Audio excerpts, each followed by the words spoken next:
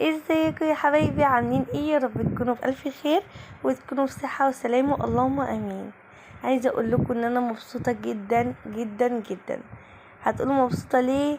عشان خاطر الفيديو بتاع عيد ميلادي.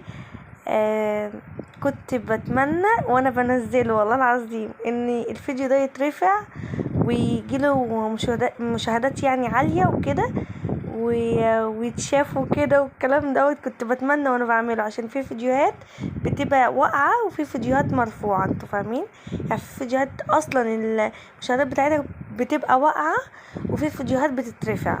فكنت بتمنى الفيديو بتاع عيد ميلادي دوت ان هو يترفع كده ويبقى مشاهداته عالية. الحمد لله ربنا حقق لي اللي كان نفسي فيه، فمبسوطة بجد.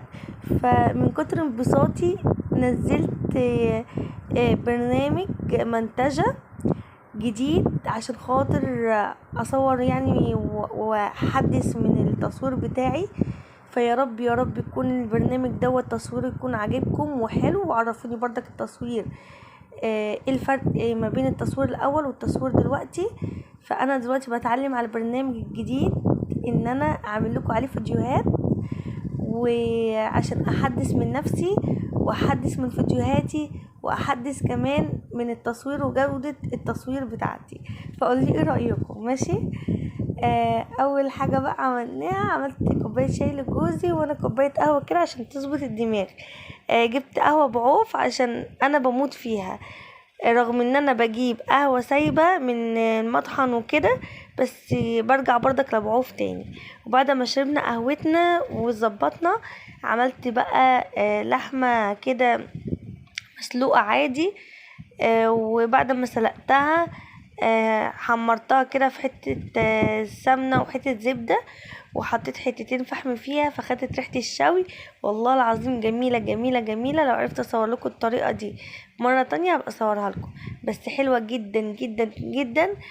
طريقة شوي بس بطريقة سهلة وبسيطة من غير ما تعملي حاجات كتير ودوشة كتير. والرز الاصفر كان حلو جدا جدا ومفلفل زي ما انتم شايفين كده. وجبنا شيبسي كده جنبه. هو بصراحة كان عايز سلطة بس انا ما كانش عندي حاجة السلطة، فقلت بقى كفاية الشيبسي وشوربة ورز واللحمة. الفيديو ده هيبقى قصير بس عشان لسه بجرب البرنامج، عامله لكم فيديو قصير كده، بس ان شاء الله اعمل لكم فيديو كبير المرة الجاية يكون اتمكنت كده من البرنامج اللي انا بعمل عليه لسه الفيديوهات الجديدة دي. فقولوا لي ايه رأيكم؟ بصراحة فكرة الاكل دي بتاعت جوزي بصراحة. قال لي اعملي رز اصفر بس اللي هو العادي مش البسمتي، بس فكرة اللحمة بتاعتي انا يعني اللحمة دي طريقتي انا. بس انا كنت عاملة اللحمة بس مش عارفة اعمل ايه جنب اللحمة، فهو قال لي اعملي رز اصفر. انا كنت في دماغي ان انا اعمل فتة، لان ده الفيديو ده كان بعد الخروجه اللي احنا خرجناها بعد بتاعه العيد، بعديها بيومين متهيألي. فكنت عملت الاكله دي، فما كنتش عملت فته خالص عندي في البيت. فقلت له نعمل فته، قال لي لا انا اكلتها في الشغل. قلت له بس وازاي بتاعتي؟ قال لي لا طبعا، بس ايه استني شويه على موضوع الفته دوت فقلت له طب اعمل ايه جنب اللحمه؟ قال لي اعملي رز اصفر وكده. قلت له تمام. بس كانت اكله جميله جميله بصراحه. اللحمه زي ما انتم شايفين كده كانت دايبه. وخرجنا بقى البلكونه، قعدنا في البلكونه عشان ناكل. بصراحه الجو حر جدا، فقلنا نخرج فعلا ان هي محتاجه شويه هوا كده الاكله دي. وبس كده. يا رب يكون الفيديو بتاع النهارده عجبكم، واستنوني في فيديو جديد، ومع السلامه.